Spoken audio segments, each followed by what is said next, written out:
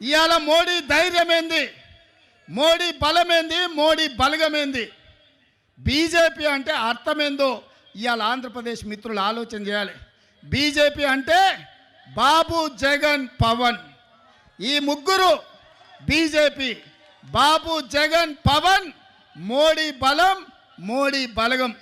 ఇంక ఆంధ్రప్రదేశ్ ప్రజల కోసం మోడీ ఎందుకేం చేస్తాడు? ఎవరు గెలిచినా ఆయన దొడ్లోకి పోయేటోళ్ళే. ఈ ఆంధ్రప్రదేశ్లో 25 ఎంపీలు మోడీ ఖాతాలో ఉండేటివే. మీరు ఈడ అనుకోవచ్చు మేము ఈ పక్కన ఉన్నాం లేకపోతే ఆ పక్కన ఉన్నామని. అయ్యా, జగన్ రెడ్డి పక్కన ఉన్నా, పెద్దలు చంద్రబాబు నాయుడు గారి పక్కన ఉన్నా, వీళ్ళిద్దరు కలిసి ఢిల్లీలో వెళ్తే మోడీ పక్కనే ముత్యాల ముగ్గులో రావు గోపాలరావు పక్కన ఇద్దరు ఉంటారు, తందానా తానా అనేటోళ్ళు. వీళ్ళిద్దరు అదే కదా ఢిల్లీకి వెళ్తే. ఢిల్లీలో వీళ్ళు ఎవరైనా మోడీని అడుగుతారా? మోడీని నిలదీస్తారా? మీ ప్రాంతం కోసం ఏమైనా తెస్తారా? మరి ఒకవేళ తెచ్చేటట్టు అయితే 5 ఏళ్ళు వారున్నారు, 5 ఏళ్ళు వీరున్నారు. పోలవరం పూర్తెందుకు కాలే, రాజధాని రాలేదెందుకు మనకు? మీరు ఒక్కసారి ఆలోచన చేయండి మిత్రులారా. వాళ్ళిద్దరూ పాలన చేసే నాయకులు కావాలనుకుంటున్నారు, వాళ్ళిద్దరూ ప్రశ్నించే గొంతులు కావాలని అనుకుంటలేరు మిత్రులారా. ఇవాళ అందుకే నేను అబద్ధాలు చెప్పదలుచుకోలే, అలవి కాని మాటలు మీకు నేను చెప్పదలుచుకోలే. వాస్తవంగా మీకు కావాల్సింది పాలకులు కాదు, మీకు కావాల్సింది ప్రశ్నించే గొంతుకలు. ఎందుకంటే ఈ ప్రాంతం సమస్యల మీద జాతీయ స్థాయిలో నిలదీసే వాళ్ళు, నిటారుగా కొట్లాడే వాళ్ళు కావాలి. వెన్నెముక లేని నాయకత్వం మీ సమస్యల్ని పరిష్కరించదు. నిటారుగా నిలబడి కొట్లాడే నాయకత్వం మీ సమస్యల్ని పరిష్కరిస్తారు. అందుకే మీరు ఒక్కసారి ఆలోచన చేయండి. 78లో మొదటిసారి వైఎస్ఆర్ గారు ఎమ్మెల్యేగా అయిన తర్వాత మొదటి రౌండ్లోనే మంత్రి అయిండు. ఎన్నిసార్లు అధికారం వచ్చినా వైఎస్ఆర్ గారికి అవకాశం రాకపోయినా ఈ 3 రంగుల జెండాను, ఈ కండువాను కప్పుకొని గాంధీ కుటుంబానికి అండగా నిలబడ్డాడు. ఎవరి దయాదాక్షిణ్యాలతో ఆయన అధికారంలోకి రాలే. ఆయన నడిచిండు. ఆయన రక్తాన్ని చెమటగా మార్చి ప్రాణహిత చేవెళ్ళ నుంచి ఇచ్చాపురం వరకు తన రక్తాన్ని దారబోసి కాంగ్రెస్ను అధికారంలోకి తెచ్చి ఆ తర్వాతనే ముఖ్యమంత్రి కుర్చీ ఎక్కిండు. మరి ఇయాల మిత్రులారా, షర్మిలమ్మ ఇక్కడేదో ఉందని అట్లా పోయి కుర్చీలో కూసుంటా అని రాలే. అన్ని ఆలోచన చేసింది, నాతో మాట్లాడింది. అన్నా నేను అక్కడికి పోతున్నా, ఏం చేయాలి అంటే, ఎందుకమ్మా ఆడ ఏం లేదు కదా అన్న ప్రజలు కష్టాలలో ఉన్నారు. ఇక నేను నిర్ణయించుకున్నా, వైఎస్ఆర్ మా నాన్నగారి ఆశయ సాధన కోసం ఈరోజు ఆంధ్రప్రదేశ్ ప్రజలు కష్టాలలో ఉన్నారు. వాళ్ళకు అండగా నిలబడడానికి నాకు వయసు ఉంది, ఓపిక ఉంది, వాళ్ళ కోసం కొట్లాడే శక్తి ఉంది. నేను మళ్ళా వెనక్కి వెళ్తున్నా. వైఎస్ఆర్ బిడ్డగా, ఆయన రాజకీయ వారసురాలుగా ఎక్కడైతే పోగొట్టుకున్నామో అక్కడనే మొదలు పెడతాం. వైఎస్ఆర్ ఆశయ సాధను ఆంధ్రప్రదేశ్ గడ్డ మీద జెండా బాతుతాం. నేను కొట్లాడతా, నేను కాంగ్రెస్ పార్టీని నిలబెడతా, ఆంధ్రప్రదేశ్ హక్కులను సాధిస్తా అని వారు చెప్పినారు.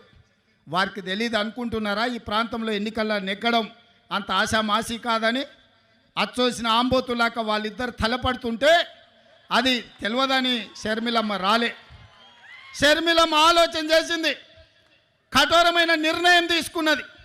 ఆంధ్రప్రదేశ్ ప్రజల పక్షాన నిలబడాలి, పోలవరం పూర్తి చేయాలి, అమరావతిలోనూ మీ క్యాపిటల్ సిటీని కట్టాలి, అదేవిధంగా విశాఖ ఉక్కును ఎవడో వచ్చి అప్పనంగా అమ్ముకుంటుంటే చూస్తూ ఊరుకుంటామా అని చెప్పి ఇవాళ ఇక్కడికి వచ్చింది. అన్నిట్లో వేల కోట్ల రూపాయలు దోపిడీ చేశారు.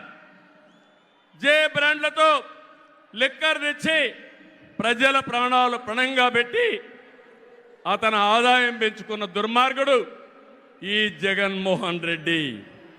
ఓటేసిన ప్రజల్ని పన్నుల బాధుడితో కాటేశాడు, పెట్టుబడులు తరిమేశాడు. 5 ఏళ్లలో రోడ్లు లేవు, ప్రాజెక్టులు లేవు, పరిశ్రమలు లేవు, ఉద్యోగాలు లేవు, ఉపాధి లేదు, అభివృద్ధి అన్న మాటే లేదు. ప్రజల జీవితాల్లో ఆనందం కూడా లేదు. అంతటా గంజాయి, అశాంతి, అభద్రత, ఆందోళనతో బంగారు లాంటి రాష్ట్రాన్ని జగన్ చీకటమయం చేశాడు. విధ్వంసమే తన విధానమై రాష్ట్రాన్ని కూల్చేశాడు. గతంలో ఎప్పుడూ లేని విధంగా జగన్మోహన్ రెడ్డి అక్రమ కేసులు పెట్టి రాజకీయాల్ని కలుషితం చేసే పరిస్థితికి వచ్చాడు.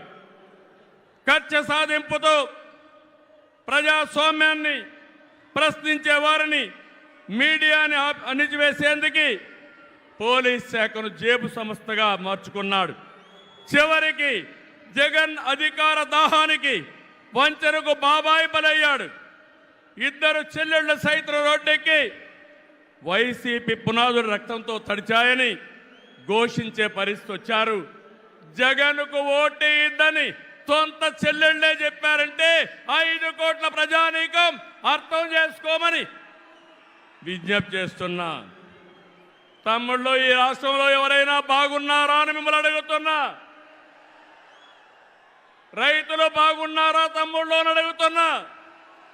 యువతకు ఉద్యోగాలు వచ్చాయని అడుగుతున్నా. మహిళలకు రక్షణ ఉందా అని అడుగుతున్నా. ఎస్సీ, బీసీ, ఎస్టీ మైనారిటీలకి ఏమైనా లాభం జరిగిందా అని అడుగుతున్నా. ఇలాంటివన్నీ చూస్తే ఒకరిద్దరు కాదు, అందరూ నష్టపోయారు. I'm requesting honourable prime minister Modi ji, Andhra has suffered the worst due to bad governance, financial mismanagement and corruption.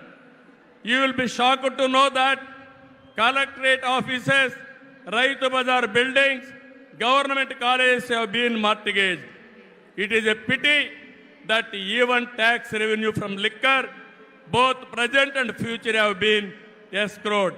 This is the sorry state of affairs over the last 5 years. అందుకని నేను మీ అందరి తరపున మోదీజీ గారిని రిక్వెస్ట్ చేస్తున్నాను. మన రాష్ట్రాన్ని కాపాడుకోవాలి. సిద్ధమా మీరందరూ అడుగుతున్నా. ప్రజలు గెలవాలి, రాష్ట్రం నిలబడాలి, మన బిడ్డలు వెలగాలి, జీవితాలు బాగుపడాలి. అందుకే ఈ పొత్తు. నరేంద్ర మోదీజీ గారి సంకల్పం గెలవడం కాదు. నిన్ననే ఎన్నికల శంఖారావం మోగింది. ప్రజల్లో ఉత్సాహం పెరిగింది.